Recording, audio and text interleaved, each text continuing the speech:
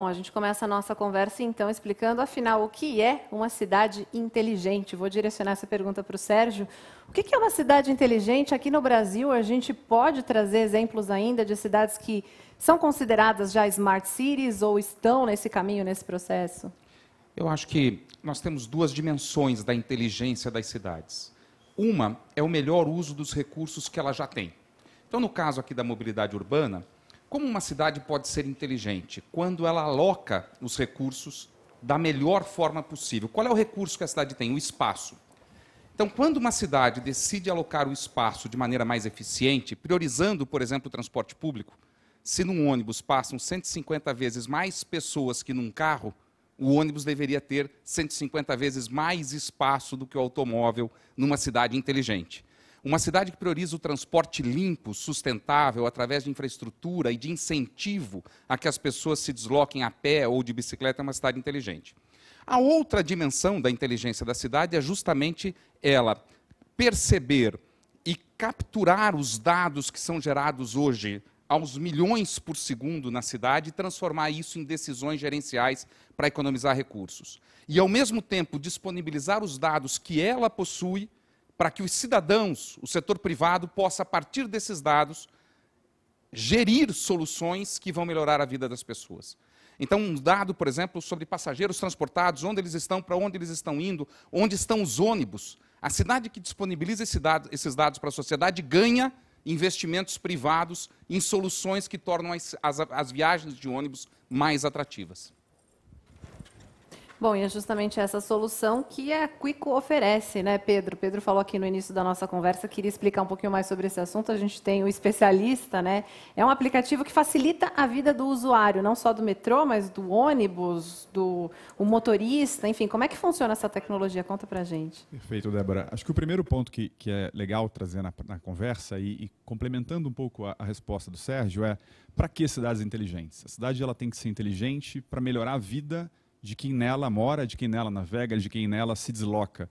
Então, quando a gente pensa o que é uma cidade inteligente na mobilidade, a gente pensa em como é que a gente reverte tudo isso que o Sérgio falou a benefício do cidadão que todo dia tem que encontrar a melhor forma para se deslocar, a forma mais sustentável, a forma mais barata ou a mais conveniente para o que ela precisa.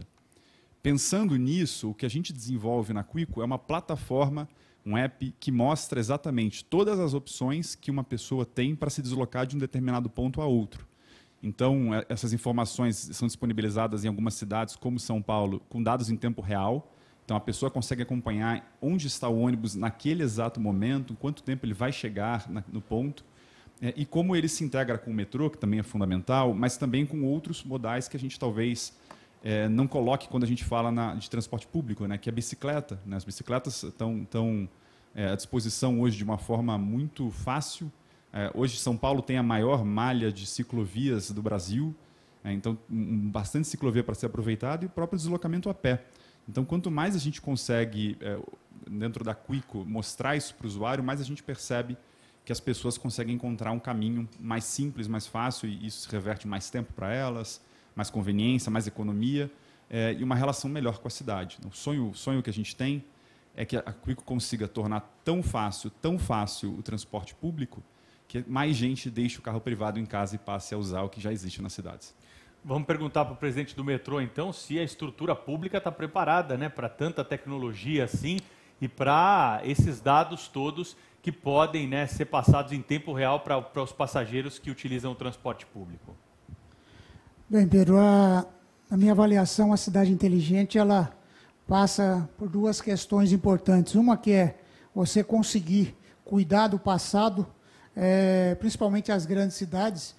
As autoridades do setor público não conseguiu acompanhar e ordenar a ocupação do espaço urbano. Então, esse é um grande desafio que você tem que buscar a motivação do deslocamento nesse espaço urbano para monitorar e conseguir, talvez, diminuir ou talvez até eliminar essa necessidade do deslocamento. E, para isso, você tem que fazer um reordenamento, ou seja, utilizar, como o Sérgio comentou, o espaço urbano de uma forma inteligente, tecnologia aplicada intensivamente, nós temos aí inteligência artificial, nós temos 5G, e não diria que não é só para o espaço para a mobilidade urbana, pensando no transporte público. Eu diria que são todos os serviços que a população demanda.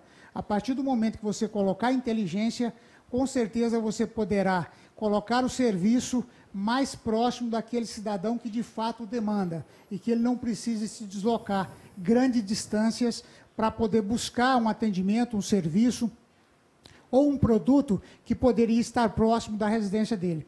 Tem um conceito hoje que eles usam, que é você ter um bairro que seja, na verdade, uma cidade, que você possa ali acessar serviços mais próximo da sua casa, inclusive o trabalho.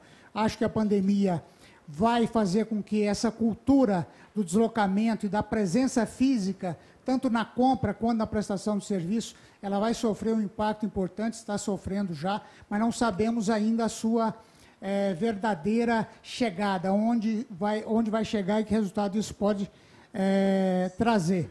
Em questão do metrô, eu acho que é uma empresa que começou a operar em 1974 e hoje é, com certeza, um dos melhores serviços do mundo. Não temos, talvez, o melhor trem, mas temos, com certeza, uma qualidade e uma segurança extraordinária. E trabalhamos para que o cidadão tenha acesso cada vez maior à disponibilidade de trens, a transporte e à integração, né? Que não basta você ter um sistema de metrô, sendo que você tem outros modais, ou seja, a bicicleta, o carro, o aplicativo, que deve ser integrado para que o cidadão seja o seu beneficiário final. Silvani, o senhor falou das bicicletas.